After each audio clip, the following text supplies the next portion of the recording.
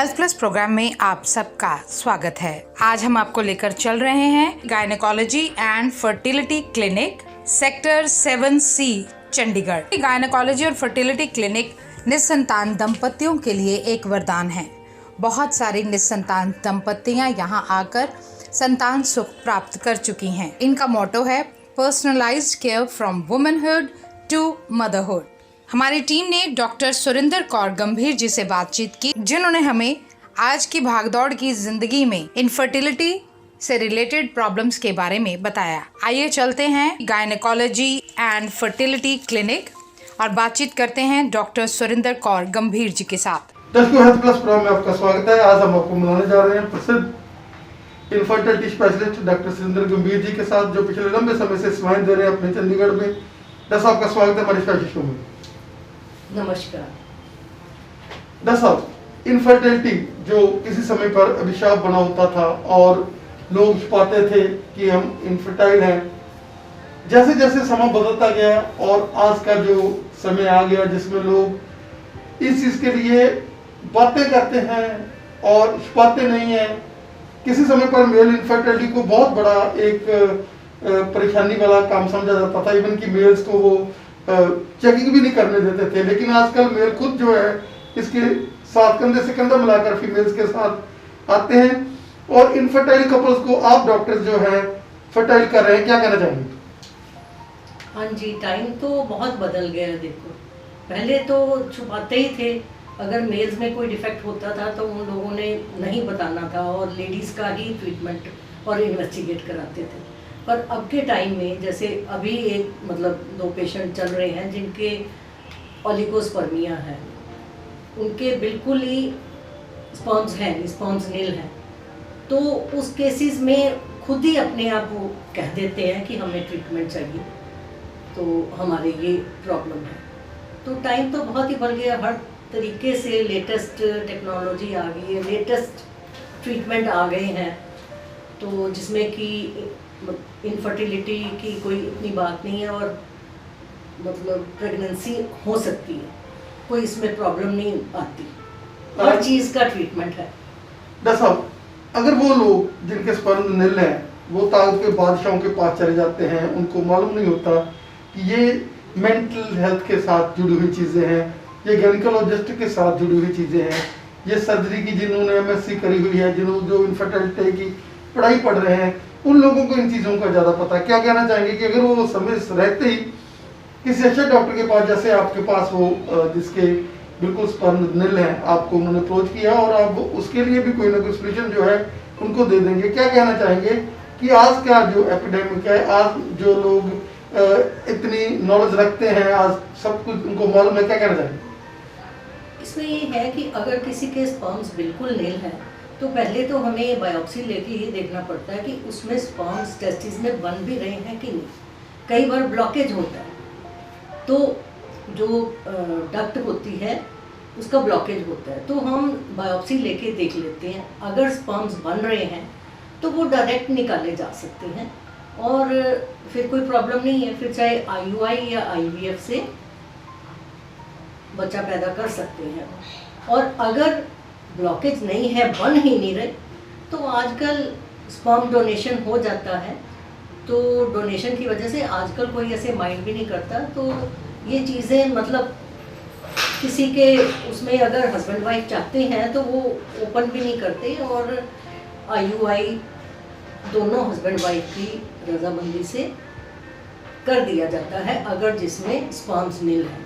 जैसा आपकी जिंदगी का स्टार्टिंग का सफर, जब आप लोग केवल जैसे कुक देखकर ही बता देते थे कि क्या चीजें हैं, और आज assistance of such great machinery, क्या कहना चाहेंगे कि आपने उस चीज को वैसे वैसे आप बढ़ते गए, आपने कभी भी पीछे मुड़कर देखा नहीं, आपने बड़ी बड़ी जो है इंस्टीट्यूशंस को ज्वाइन करके और हर चीज को आपने इस तरह से करा है कि आपने कभी भी अपने आप को ये नहीं समझा कि हम लोगों ने यहाँ पर ही हम खत्म कर दिया काम। अब हमेशा कोई ना कोई नई चीज, कोई सेमिनार्स, कोई बड़े बड़े जो है बाहर जाकर भी आप लोग इसकी ट्रेनिंग ले रहे हैं, क्या करना चाहिए? हाँ जी, देखो, जब हमने स्टार्ट किया था तब उस टाइम इतनी कोई अल्ट्रासाउंड की और की सुविधा नहीं थी। तो जहाँ पे गवर्नमेंट सर्विस मैंने की है वहाँ पे कोई फैसिलिटी नहीं थी, कोई सिजेरियन की फैसिलिटी नहीं थी, कोई ब्लड चढ़ाना है तो फैसिलिटी नहीं थी, अल्ट्रासाउंड की फैसिलिटी नहीं। तो हम चेकअप करके ही पेशेंट का, बच्चा कोई सीधा है कोई उल्टा है, या जैसे उनकी ट्यूब टेस्ट करनी है, तो हम जितना हो सकता था हम वहाँ पे करते थे। और अंदाजे से ही हम पेशेंट का हीमोग्लोबिन कितना है आंख देख के ही हम चेक करते थे। तो वो टाइम, उस टाइम ऐसा था। और राजस्थान में मैंने जॉब किया कि जहाँ पे बड़े पुअर पेशेंट थे और जिनके की हीमोग्लोबिन भी 5 ग्राम होता था, उसमें भी हमने जैसे डिलीवरी कराई है, नॉर्मल डिलीवरी कराई है, और बाद में करके उनको अरेंज करके ब्लड मंगवा के हम चढ़ाते थे। फिर वहाँ से जब मैं चंडीगढ़ आई तो यहाँ तो बहुत एडवांसमेंट थी। तो धीरे धीरे देख के करके, मतलब बिल्कुल छोटी जगह से लेके बड़ी जगह तक का सफ़र तय किया है। फिर मैंने जाके जर्मनी में जाके इसका ART का कोर्स किया, पॉवर्टी से लेके और यहाँ तक। अब मैं Cloud9 हॉस्पिटल में सीनियर कंसल्टेंट हूँ, और IVF का भी मैंने स्टार्ट किया है, हॉस्पिटल में ही करती हूँ। पर पहले मैं IUI से कोशिश करती हूँ कि IUI से ही प्रेगनेंसी हो जाए तो बेटर है। मेरा पूरी कोशिश होती है, अगर किसी की ट्यूब्स ब्लॉक हैं तो कोशिश ये होती है कि अगर उसकी एक ट्यूब भी खुल जाए तो चलो IVF के बिना प्रेगनेंसी हो जाए। मैं ये चाहती हूँ कि पेशेंट को जो ट्रीटमेंट है, जो होना चाहिए वही होना चाहिए, गलत नहीं होना चाहिए, धक्के से IVF नहीं होना चाहिए, जिसको ज़रूरत है उसका ही होना चाहिए, फालतू IVF नहीं होना चाहिए। मेरी लास्ट तक ये कोशिश होती है कि IUI के साथ ही अगर प्रेगनेंसी हो जाए तो दैट इज़ द बेस्ट। और हम राय भी दे देते हैं जब बिल्कुल उनका टाइम, एज ज़्यादा हो जाती है, एक ओवरी का जो अंडेदानी का जो रिज़र्व है वो कम हो जाता है, तो तब हम कहते हैं कि अब जल्दी कर लो, अब IVF करवा लेना चाहिए। जो हम ट्रेंड चल रहा है, PCOD बहुत ज़्यादा है, जैसे 13-14 ईयर्स से शुरू हो जाती है और उसके बाद मतलब बहुत ही पेशेंट है, और ये ठीक भी बहुत मुश्किल से, ठीक तो नहीं होती है, ट्रीटमेंट इन लोगों का चलता रहता है, बट हाँ ऐसे केसेस में कंसीव थोड़ा मुश्किल से होता है। उस पर डिपेंड करता है कि PCOD कितना है, उनका लेवल कितना है। जिसको एंडोमेट्रियोसिस हो जाता है वो फिर बहुत ही पेशेंट के लिए प्रॉब्लम हो जाती है कंसीव करना, क्योंकि ये एंडोमेट्रियोसिस ठीक तो होता नहीं है।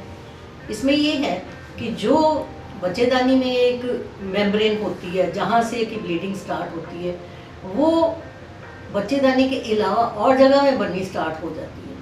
वो ब्लड जो हर महीने ब्लड बनता है वो निकलने की जगह नहीं होती है। जैसे ओवरी में हुआ तो ओवरी में ब्लड की सिस्ट बन जाती है, तो जिसको कि एंडोमेट्रियोटिक सिस्ट कहते हैं। तो वो धीरे धीरे ओवरी को डैमेज करना शुरू कर देती है। तो वो जितनी डैमेज होगी उतना फिर प्रेगनेंसी के चांसेस कम होते रहते हैं। उसमें हमारी यही एडवाइस होती है, अगर जैसे अनमैरिड गर्ल है तो एक बार हम उसको दबाने की कोशिश करते हैं, हम कुछ नहीं करते।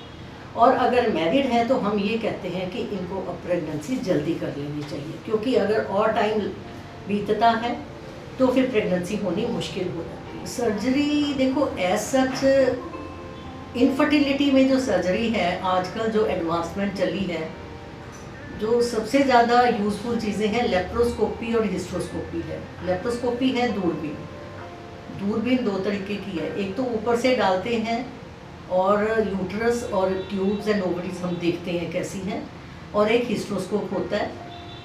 आजकल उसका 5 to 7 ईयर से काफ़ी चलन है। उससे हम बच्चेदानी के अंदर का जो सारा आकार है वो देखते हैं कैसा है, अंदर एंडोमेट्रियम कैसी है, मतलब हर चीज़ उसमें देखी जा सकती है। कोई उसमें एनॉमली है, किसी में सेप्टम होता है तो दिखा।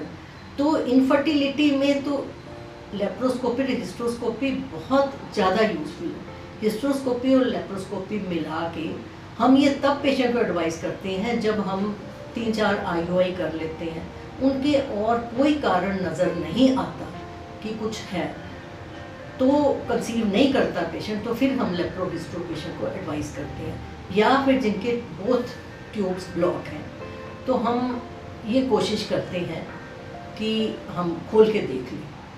तो फिर हम उसको हिस्ट्रोस्कोपी और लेप्रोस्कोपी करते हैं। एक दूरबीन नीचे से डाली जाती है, एक ऊपर से, और फिर हम एक पतली वायर होती है बिल्कुल प्लास्टिक की, वो डाल के हम ट्यूब्स खोलते हैं। पेशेंट आईवीएफ करा चुका होता है और उनका जो एक ओवेरियन का रिज़र्व होता है, वो रिज़र्व बड़ा कम होता है, और कई बार मतलब सारे डॉक्टर्स जवाब दे देते हैं कि इनके अपने एग से नहीं होगा, आईवीएफ के नहीं बिना होगा, तो 2-3 उनके आईवीएफ हो जाते हैं, नहीं होता। पर कुछ तो ट्रीटमेंट या जो पहले इंजेक्शन इनको आईवीएफ के लगे होते हैं, उसका बॉडी में कुछ होता है जो इफ़ेक्ट, उसकी वजह से जैसे भी कहें कि पेशेंट कई बार बाद में विद आईयूआई या बगैर आईयूआई के कई बार अपने आप भी कंसीव कर जाता है। रेयर चांसेस होते हैं किसमें, पेशेंट की किस्मत, हम तो यही कहेंगे। कोरोना के एपिडेमिक में लोग बहुत ज़्यादा डरे हुए हैं और प्रेगनेंसीज के लिए नहीं जा रहे, और इनफर्टाइल कपल्स हैं वो भी किसी प्रोसीजर के लिए नहीं जा रहे। क्या कहना चाहेंगे कि अगर आप लोग अपनी सेफ्टी रखते हैं, सोशल डिस्टेंस, मास्क, सारी चीज़ करते हैं, तो कोई प्रॉब्लम नहीं है, ये तो मतलब नॉर्मल की तरह ही है, जैसे कि फ्लू आता था वो आ गया। देखो, ये तो नहीं कह सकते। अब जो वेव चल रही है, चलो पहले जब फर्स्ट वेव आई थी तो भी जब लॉकडाउन लगा था तो 1.5 महीने के लिए जो इनफर्टिलिटी के सेंटर हैं बंद हो गए थे, क्योंकि उस पीरियड में यही था कि जैसे एग डोनर हैं और किसी को कोविड ना हो, इस वजह से वो बंद था। पर उसके बाद चलो स्टार्ट हो गया था। पर अब जो सेकेंड वेव आई है उसमें ये है, जिसको तो प्रेगनेंसी है उसका तो चलो कोई चारा नहीं, वो तो करना ही है। पर जो सेकेंड वेव इतनी सीवियर है कि अब हमारे पास दिल्ली में जो प्रेग्नेंट लेडीज़ हैं वो यहाँ आई हैं चंडीगढ़ डिलीवरी के लिए, मतलब तकरीबन कोविड पॉजिटिव हैं। तो ऐसे सिनेरियो में जिनको इमरजेंसी अभी प्रेगनेंसी की नहीं है वो रुक सकते हैं, हाँ।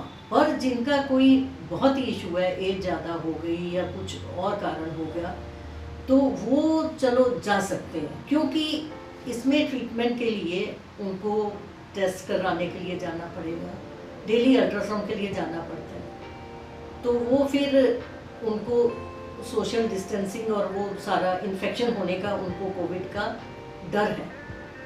इस टाइम मेन तो अपने को ये है, ये जो पैंडेमिक है इसमें अपने आप को ठीक रखना है, सोशल डिस्टेंसिंग रखनी है और अपने को सेफ रखना है।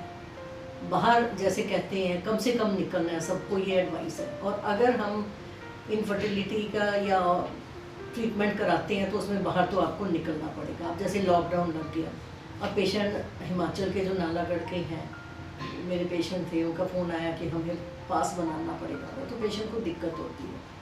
तो ऐसे करके प्रायोरिटी, जिसको प्रायोरिटी है वो कर ले, बहुत ही प्रायोरिटी है। जैसे एंडोमेट्रियोसिस है जिसमें कि अब बहुत ही ज़रूरी है उनके लिए, तो वो चलो कर सकते हैं। बट मेरे को ये लगता है कि अपनी हेल्थ से ऊपर कुछ नहीं है, पहले अपनी हेल्थ इम्पॉर्टेंट है, तो अपनी सेफ्टी इम्पॉर्टेंट है सबसे पहले।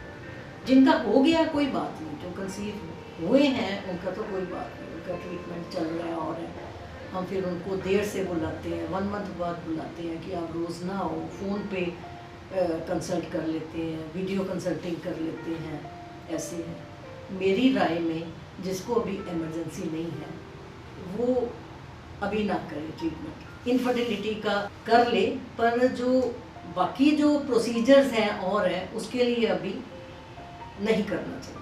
ऐसा you are an institution, you have got very long datas, और हम चाहेंगे कि इस चैनल के माध्यम से आप जैसे डॉक्टर जिनको बड़ी मुश्किल से आज हमने समय आपका लिया है, डॉक्टर सुरेंद्र जी, आपका हमें समय देने के लिए चैनल को आपका बहुत बहुत धन्यवाद। हाँ जी, थैंक यू जी, थैंक यू वेरी मच कि आपने हमारे व्यूज़ जो हैं सुने और आप लोगों तक पहुंचाएंगे, तो इस बात का बहुत बहुत शुक्रिया।